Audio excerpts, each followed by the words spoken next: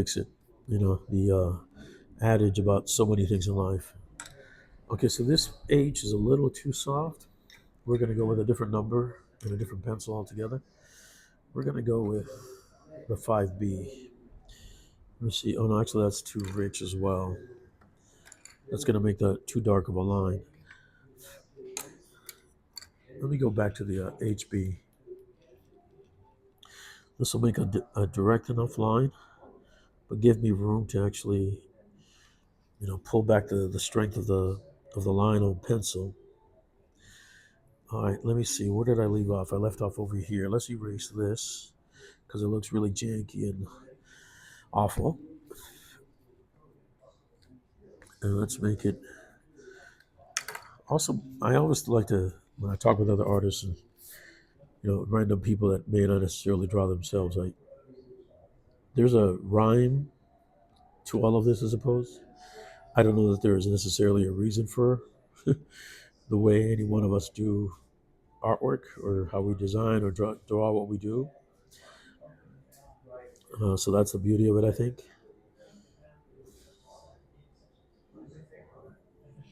Uh, we want to give a little bit of a character to the mandibles that are here, which are make up the mouth, and also the create a little nuance of through a little bit of shading that will come later in the inking process. And you also want to be able to do, excuse me, itemize the teeth, especially for this monster. I want to do that. This monster view or monstrous character. As you can tell here, these. Let me check the camera again. We're good. These teeth are at the forefront of the jaw, and they have not actually been fully rendered. And I did that on purpose because I was trying to design or redesign the bottom part of the lip. This character's actually there's a line here that need not be here. This one right here, these two, because that creates the circumference of the lower jaw, or at least the meaty part of it. All of this is going to fade, by the way. These X's are here because they were guides for myself. This is all going to go into a deep dark shadow of black ink. I might even extend it all the way out to the.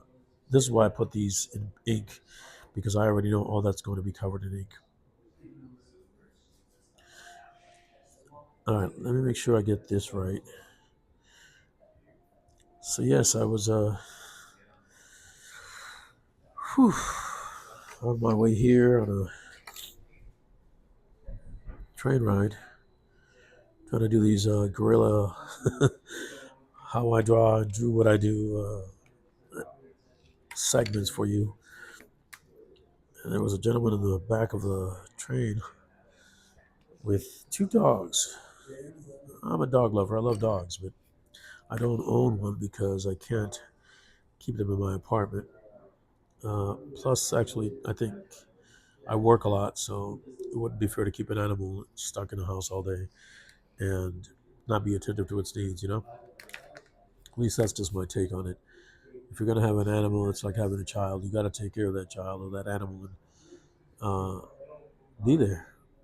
And since I work a lot, and I've always worked a lot, that's was never in the cards for me. But I do love them just the same, and people that own them. This gentleman in the back of the train was had a beautiful all white dog, and another one was like uh, light gray, maybe with spots of brown, or the other one. I'm not sure. I didn't focus too much on the dogs. But for a minute there, I thought they were going to get a little chaotic, but it was all right. The dogs were pretty nice. I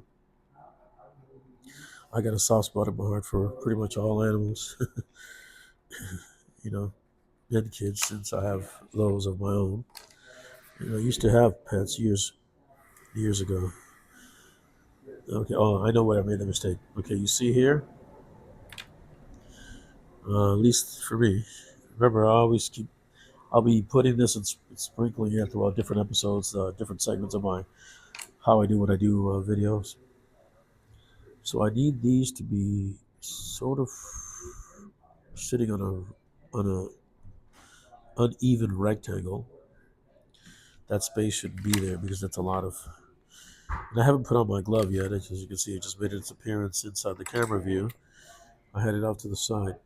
I knew that this was off when I first drew it, and I wanted to give the not the mandibles because that would actually go be your jaw, but the teeth themselves a little bit more character. A lot of this, like I said, I'm into storytelling. What's going to tell the story is going to be the actual look of the teeth, the eyes.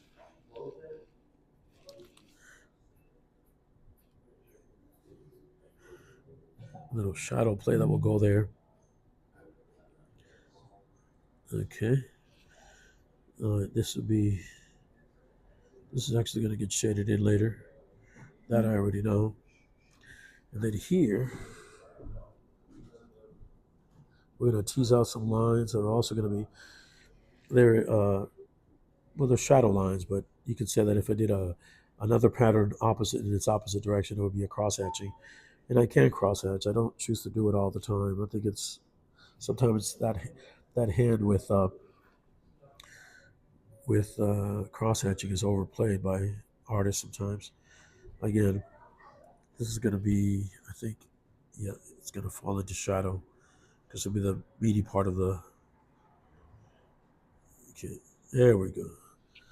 I think I'm going to create a middle part for the tooth, give it some depth. I'm just playing with this at this point. I've drawn the main figure of the face, the main part of it. I'm happy with what I did. It's never perfect, but hey. And then here I need to create just the little details that will align into. There we go. Yeah, that bottom part of the molar was very small, and it would make sense to draw it that small. You see what I'm saying? And again, I hope you all are out there drawing, doing your own thing. Uh, leave me a comment. Let me know what it is that you do and what kind of art. Maybe it's all digital, then that's fine too. It's not my world per se, not my thing. I can draw digitally or ink digitally and maybe color digitally, but um, and now with the advent of AI, I'm not a big fan of AI when it comes to artwork per se. Not if you're going to go out there and use AI to steal my artwork or other people's artwork. That's like that's a deal breaker in every way. I don't know any artist that right now that draws by hand that is going to go out there and be a big proponent of AI for art. It has many other purposes: writing, editing, helping give you ideas for projects and so forth. But to outright borrow from other people's work and not accredit them, that's bullshit. Excuse me, that's BS. I didn't finish that word, YouTube, so please, no strikes. Yeah, that's BS. It's nonsense. So I'm trying to keep this channel as clean as I can in that sense of the. As you can tell, I do a lot of this one-way hatching, I guess you could say. It's going to give me a feel for what the inks will look like later. If I was doing this for someone else, I would just definitely uh, leave the X's and the marks of where I would want the heavy ink lines to be.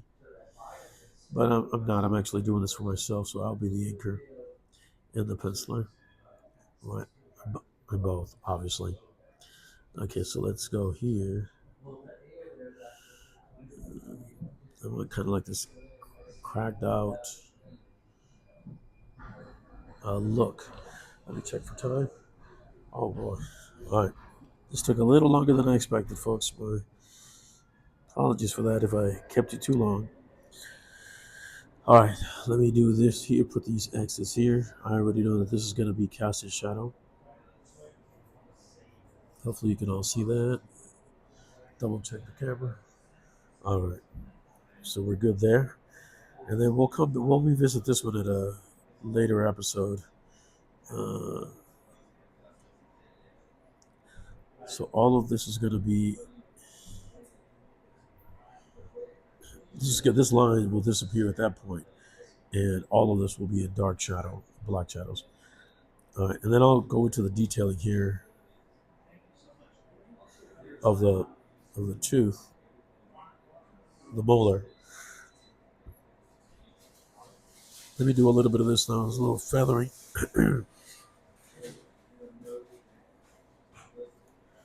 All right.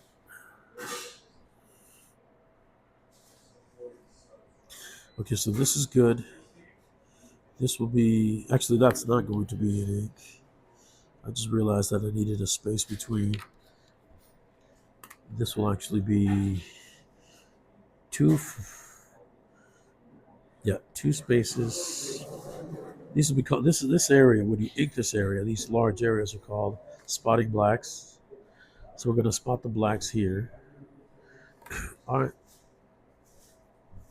I think I've got this down to where I needed it. Here, spotting blacks again, and here, and here, and here, and here, here. And the internal part of the eye will be spotting blacks again. All right, and then we're going to work on this eye on the next episode here. And I keep saying segment episode. I've yet to determine which one it'll be. All right, folks, we're at 24 minutes. I think I'm 7 minutes past the 15-minute mark that I needed. Thank you kindly for your time. If you've been here this long, I appreciate it. Uh, appreciate your time. Thank you for coming through, visiting the channel to see these how I do what I do tutorials. And by all means, please leave a comment if it's so you're so inclined. Let me know in the comments what it is, what type of art you like, what it is that you do. If you're an artist, if not, if you're thinking about becoming one, or trying your hand at it, I would encourage you to do so. It can be both very meditative and therapeutic, all at the same time. So let me know. And on top of that, definitely hit the notification bell for future updates when I upload a video. And if you haven't, signed up and become a subscriber, then what you waiting for? Come on and visit me again.